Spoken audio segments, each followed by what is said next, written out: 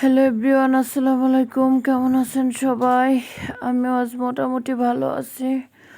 শরীরটা খুব বেশি ভালো লাগতেছে না কেন যেন। এই তো সকালের রাস্তায় রুটি, ভেন্ডি ভাজি, ডিম ভাজি করে নিয়েছিলাম। 2 কাপ আদা চা করছিলাম। এগুলো দিয়ে নাস্তাটা শেষ করছি আজকে। আজকে স্কুল ছিল না, নির্বাচনের দিন ছিল। এর জন্য ছেলেটাও একটু লেট করে ঘুম থেকে উঠলো। তারপর কি ভিডিও আপলোড দিব বলেন? বিদ্যুৎই তো থাকতেছে না। গতকাল প্রায় 30 ঘন্টা পর আমরা বিদ্যুৎ পেয়েছি। তারপর রাতে আবার 3:30টার দিকে ঝড় বৃষ্টি হওয়ার কারণে সকালে 1টা-1:30টা পর্যন্ত কারেন্ট ছিল না। মোবাইলটা বারবার অফ হয়ে থাকে। কি বলবো, আর এই তো বাইরের পরিস্থিতি এটা। এখানে আবার অন্য একটা ভিডিও চলে আসছে। আমার ছেলে এই করছিল। তারপর দুপুরে রান্না বান্না করতে চলে আসলাম। এখানে করলা ভাজি করে নিব আর পাবদা মাছের একটু চচ্চড়ি করব।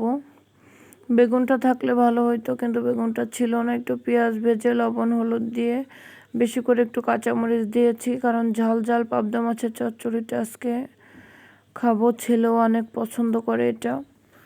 ও মাটির চুলার স্বাদটা চেয়েছিল, তাই একটু হাই হিটে গ্যাসের ফ্লেমটা আজকে ফুল বাড়িয়ে দিয়ে রান্নাটা করেছি।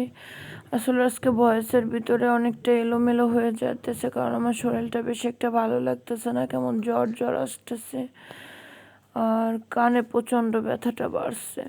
এই জন্য আমার ভয়েসটা দিতেও অনেক কষ্ট হচ্ছে। তারপরও যেহেতু গতকাল আপনাদেরকে কোনো বড় ভিডিও আমি দিই নাই, আগের দিনের একটা ভিডিও সন্ধ্যায় দিয়েছিলাম, কিন্তু রাতে আর কোনো ভিডিও দিতে পারি নাই।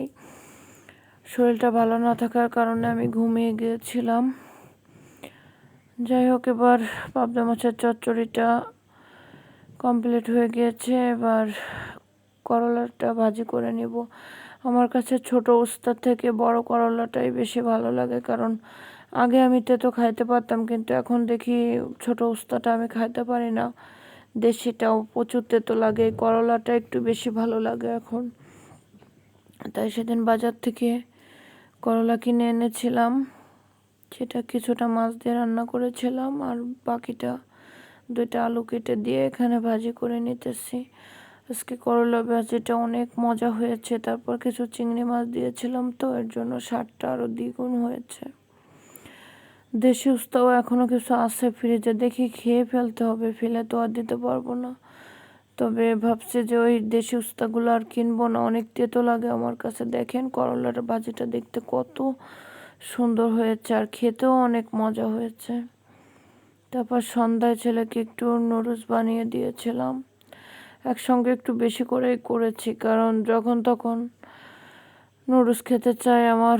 বারবার একটা জিনিস করতে এখন আর ভালো লাগে না। আগে ভালো লাগতো, কিন্তু এখন মন মানসিকতাও নাই, প্লাস শরীরটাও আর আগের মতো কাজ করে না যে আমি শুধু সারাদিন রান্নাই করব, সারাদিন দাঁড়িয়েই থাকবো, ইচ্ছা করে না। তারপরও সন্ধ্যায় একটা কিছু তো ছেলেকে খেতে দিতে হবে। এই যে নুডলস করে দিয়েছিলাম আর চা করে নিয়েছি। আমি আদা চাটাই বেশি পছন্দ করি আমরা, বাট মাঝে মধ্যে একটু কফি খাওয়া হয়, আবার শখের বিষয়ে একটু দুধ চা খাওয়া হয়, কিন্তু আদা চাটাই আমাদের কাছে সবচেয়ে বেশি ভালো লাগে। আদা চাটাই খাই আমরা। এই আর কি, কি বলবো বলেন?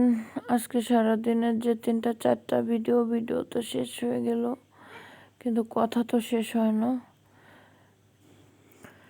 এই তো তারপর সন্ধ্যার পর ছেলেকে নিয়ে পড়াতে বসছিলাম। সন্ধ্যার নাস্তার ভিডিওটা আপলোড দিয়েই পড়াতে বসছিলাম।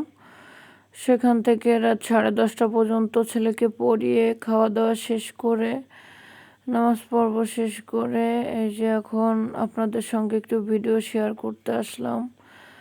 তারপর 10 তারিখ তো রোজা শেষ হয়ে যাবে, এর জন্য গতকাল আজ আরও 2টা রোজা করতে হবে, কারণ 10 তারিখের পরে আর শাওয়াল মাসের রোজাটা আমরা রাখতে পারবো না। যাই হোক, আরও 2টা রোজা করতে হবে।